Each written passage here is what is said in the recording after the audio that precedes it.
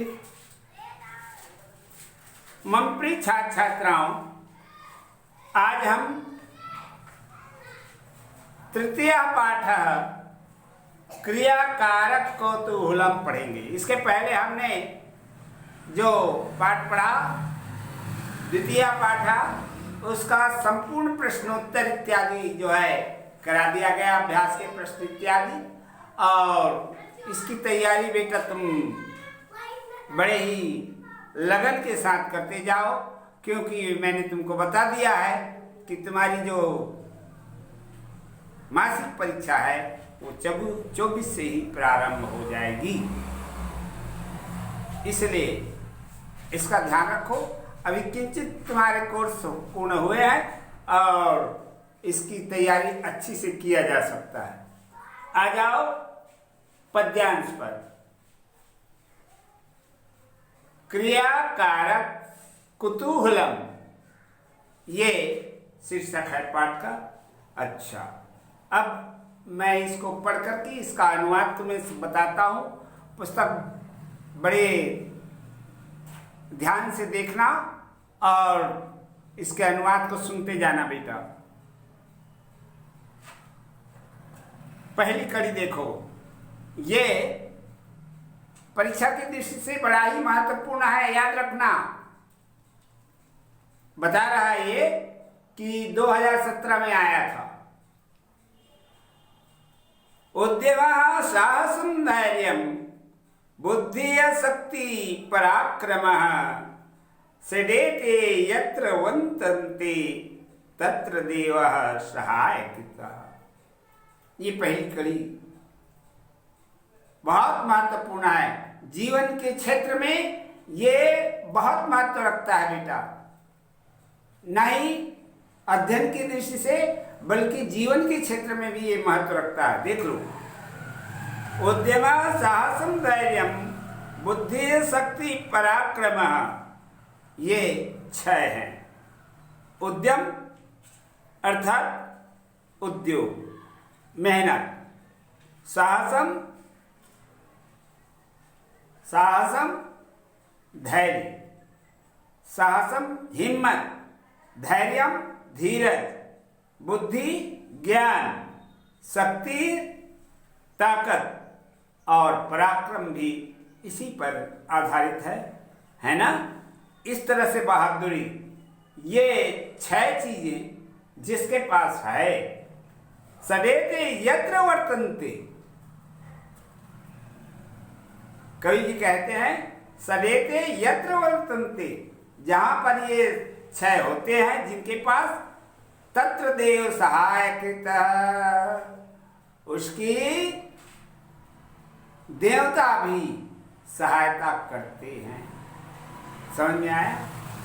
इसलिए मात्र देवता के सहायक भगवान मोला शक्ति दी, भगवान मोला खाए बर दी, ऐसे कह के बैठे रहने से काम नहीं चलता। मेहनत करना पड़ेगा तब भोजन मिलता है। तो ये श्लोक देख लिए पहली कड़ी को, अनुवाद इस तरह से बेटा ये इसका अनुवाद हुआ और परीक्षा की दृष्टि से ये महत्वपूर्ण है। आ जाओ दूसरी कड़ी पर। विनयो वंशाख्याति देशम आख्याति भाषितम संभ्रम स्नेहम आख्याति वपुरा आख्याति भोजनम। विनयो वंशाख्याति, देखा? अब इसका अनुवाद देख लो बेटा। विनयो वंशम आख्याति, विनम्रता मनुष्य के वंश को बता देता है कि कैसा इसका वंश है, ये विनम्रता बतला देता है। विनयो वंशम आख्याति देशम आख्याति भाषितम, और बोली उस क्षेत्र को, देश को बतला देता है। कि किस क्षेत्र का रहने वाला, ये छत्तीसगढ़ी क्षेत्र का रहने छत्तीसगढ़िया है कि उत्तर प्रदेश का रहने वाला है कि बंगाल का रहने वाला है, उसकी बोली बता देता है। तो यही बात कह रहा है, बोली जो है देश को बता देती है। ठीक, संभ्रम स्नेहम आख्याति और उद्वेग संभ्रम व्यक्ति के प्रेम को बतला देता है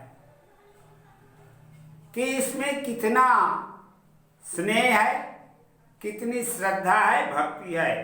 ये संभ्रम स्नेहम आख्याति प्रेम को बतला देता है।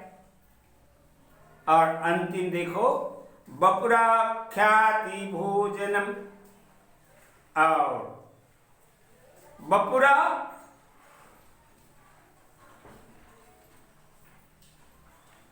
बपुरा बपुरा का शाब्दिक अर्थ है शरीर। तो भोजन शरीर को बता देता है कि वास्तव में इसका शरीर कैसा है। यदि भोजन उसका ठीक है तो समझ जाओ कि पुष्ट रहेगा वो, है ना। इस तरह से बेटा दूसरी कड़ी का अनुवाद हो गया। आ जाओ तीसरी कड़ी पर। मृगा मृगई संगम रजंती गावश्चे गोधीवी वस्तुवम रक्ष तुरंगाई है। मूर्खाश्च मूर्खैः सुधेयश्च सुधीभिः समानशीलः व्यसनेषु संस्थम। इस तरह से ये तीसरी कड़ी हो गई। अब इसका अनुवाद देखो। मृगा मृगई संगम अनुरजंती, है ना। मृग माने हिरण, हिरण हिरणों के पीछे चलता है, उनके साथ चलता है ना। गावश्च गोधीवी तुरंगश्च तुरंगाई है।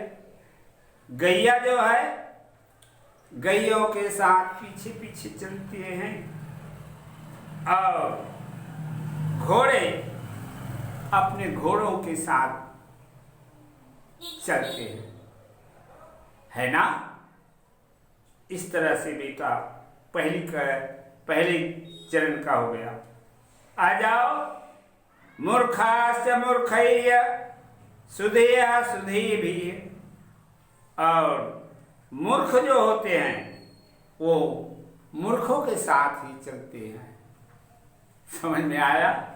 आगे देख कहता है, मूर्खाश्च मूर्खैः सुधीभिः सुधीयश्च सुधीभिः, और बुद्धिमान जो होते हैं, ज्ञानवान जो होते हैं, ज्ञानियों के साथ ज्ञानियों के संग चलते हैं। तो साथ किसका किसके साथ रहता है, ये पंक्ति हमको निर्देशित करता है। कहने का तात्पर्य कि पशु भी अपने अनुकूलित लोगों के साथ जब चलते हैं तो फिर मानव को समझना चाहिए कि उसको किसके साथ आगे बढ़ना है। ये पंक्ति बतला रही है। इस तरह से क्या सुधीवीर अपने अपने समान मित्रों के साथ इस प्रकार से ये आगे बढ़ते हैं, चलते हैं। चतुर्थ देखो बेटा। विद्या विवादाय धनम मदाय शक्ति परेशान पर पीडनाय खलस्य साधो हि विपरीतम एतत् ज्ञानाय दानाय च रक्षणाय। इसको तो तुमने पिछली कक्षा में पढ़ लिया, फिर से बता देता हूं, देख लो। चतुर्थ, विद्या विवादाय धनम मदाय। जो मूर्ख होते हैं, जो पाखंडी जो होते हैं, दुष्ट जो होते हैं, वो उनका स्वभाव क्या है? कवि जी कहते हैं विद्या विवादाय, विद्या का विवाद के लिए उपयोग करते हैं। विद्या का उपयोग विवाद के लिए, झंझट करने के लिए करते हैं। धनम मदाय, और यदि धनवान है तो उस संपत्ति का उपयोग अपने घमंड के लिए करते कि मैं तो इतना पैसा वाला हूं, मैं किसी से क्या दबूंगा। ये घमंड दुष्ट लोगों की ऐसी जो है स्वभाव होता है। शक्ति पर परेशान परिपीड़ना, और ताकत वाला जो होता है वो अपनी ताकत का जो उपयोग है वो दूसरों को परेशान करना, दूसरों को दुख देने के लिए करता है। ये दुष्ट प्रकृति के लोगों का स्वभाव कवि ने बताया। ऐसे दुष्ट लोगों की प्रभाव, दुष्ट लोगों का स्वभाव होता है। खलस्य साधो विपरीत एतत्, परंतु जो संत होते हैं वो उनका स्वभाव ठीक इसके विपरीत होते हैं।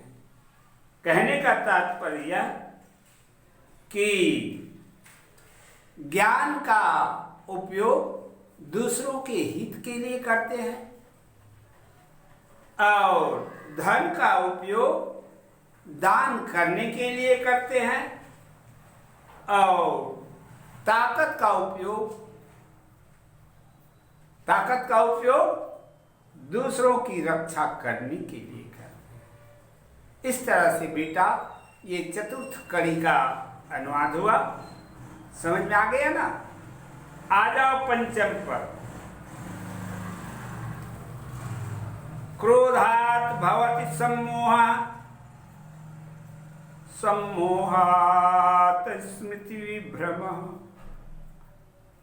स्मृति विभ्रमात् बुद्धिनाशो, बुद्धिनाशात् प्रणश्यति। देख लिए, ये पंचम कड़ी है। इसको भी तुम लोगों ने पढ़ लिया, खैर नहीं पढ़े हो तो फिर से बता देता हूं इसका अनुवाद। क्रोधात् भवति सम्मोहः, देख लो अनुवाद। क्रोधात् भवति सम्मोहः, क्रोध से अज्ञानता होता है। क्रोध से क्या होता है? अज्ञानता, न समझी। क्रोधात् भवति सम्मोहः, अज्ञानता होता है। और सम्मोहात् स्मृति विभ्रमः, और इस तरह से अज्ञानता हो गया तब स्मृति विभ्रमः, याददाश्त जो है सही नहीं रहता। विभ्रमा, किधर जाऊं? अच्छाई की ओर जाऊं कि बुराई की ओर जाऊं? ये चिंतन में उलझ जाता है। सम्मोहात् स्मृति विभ्रमा, स्मृति विभ्रमात् बुद्धिनाशो। इस तरह से यदि बुद्धि में भ्रम आ गया, इस प्रकार की बुद्धि में अज्ञानता आ गई तो स्मृति नष्ट होते ही बुद्धि नष्ट हो जाती है। स्मृति विभ्रमात् बुद्धिनाशो, बुद्धि नष्ट हो जाती है। और बुद्धिनाशात् प्रणश्यति, है ना। इस प्रकार बुद्धि नष्ट होने से मनुष्य का नाश हो जाता है। ये रहा पंचम कड़ी बेटा। आ जाओ अब षष्ठम कड़ी पर। अलसस्य कुतो विद्या अविद्यस्य कुतो धनम अधनस्य कुतो मित्रम अमित्रस्य कुतः सुखम। पढ़े हो ना इसको? पिछले कक्षा में तुम लोगों ने पढ़ लिया है, फिर से देख लो। अलसस्य कुतो विद्या, आलसी को विद्या कहाँ? आलसी जो होता है उसको विद्या प्राप्त नहीं होती। अलसस्य कुतो विद्या अविद्यस्य कुतो धनम। और जब ज्ञान ही नहीं है तो कुतो धनम, उसको धन प्राप्त नहीं होता, वो धनवान नहीं होता। ज्ञान चाहिए संपत्ति के लिए, धनाढ्य होने के लिए। अधनस्य कुतो मित्रम, और जब धन ही नहीं है, धनहीन है, तो उसके साथी कहाँ होंगे? क्या कहता है? अलसस्य कुतो मित्रम न अधनस्य। धनहीन है तो साथी नहीं होगा उसका, मित्र कोई नहीं चाहेगा। ऐसा अधन से कुतो मित्रम, धनहीन के लिए मित्र कहाँ? अमित्र से कुतः सुखम, और मित्र ही नहीं तो सुख नहीं, शांति नहीं। इस प्रकार से ये छठवीं कड़ी है बेटा। आ जाओ सातवीं कड़ी पर। ये भी परीक्षा के दृष्टि से महत्वपूर्ण कड़ी है। शैले शैले न माणिक्यम मौक्तिकम ना गजे गजे, साधो नहीं सर्वत्र चंदनम ना वने वने। पिछली कक्षा पढ़ चुके हो ना? बहुत ही आसान है इसका अनुवाद, फिर से देख लो इसका अनुवाद। शैले शैले न माणिक्यम, प्रत्येक पर्वत में मणि नहीं पाया जाता, नहीं होता है ना। प्रत्येक पर्वत में हीरा नहीं पाया जाता बेटा। मौक्तिकम ना गजे गजे, और ना ही प्रत्येक हाथी के मस्तक में मोती पाया जाता है। शायद एक आध सौभाग्यशाली हाथी होगा जिसके मस्तक पर मोती पाया जाएगा। मौक्तिकम ना गजे गजे, साधो नहीं सर्वत्र। इसी प्रकार से बेटा संत जो होते हैं सब जगह नहीं पाए जाते। वो स्थान तो बड़ा ही सौभाग्यशाली है जहां पर संत हो।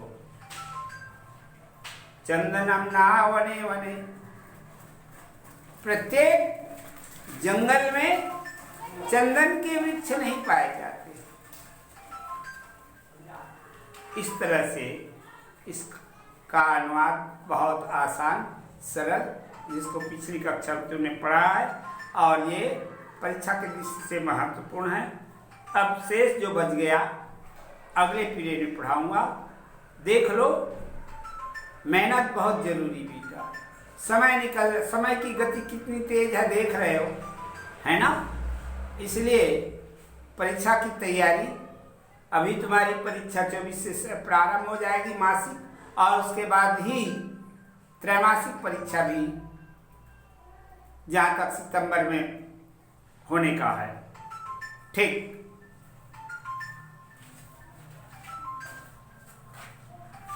त्रैमासिक परीक्षा